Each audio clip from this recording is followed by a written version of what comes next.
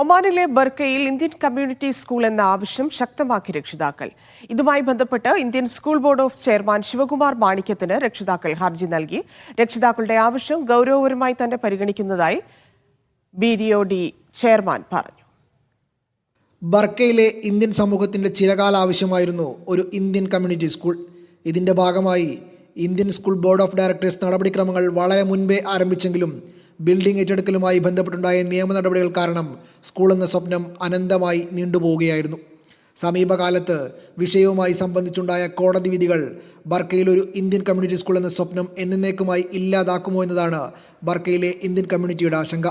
ഇതിൻ്റെ പശ്ചാത്തലത്തിലാണ് നൂറുകണക്കിന് രക്ഷിതാക്കൾ ഒപ്പിട്ട ഭീമൻ ഹർജി BOD ചെയർമാന് സമർപ്പിച്ചത്.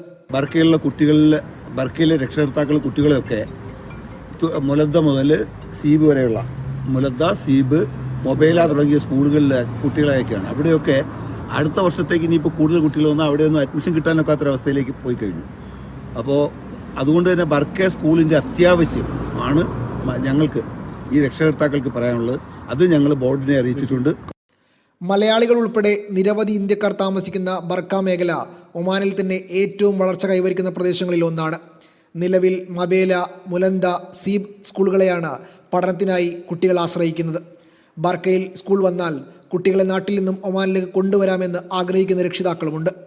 രക്ഷിതാക്കളുടെ ആവശ്യം ഗൗരവപരമായി തന്നെ പരിഗണിക്കുന്നതായി BOD ചെയർമാൻ ഡോക്ടർ ശിവകുമാർ മാണിക്യം രക്ഷിതാക്കൾക്ക് ഉറപ്പു നൽകി. Media 1, Muscat.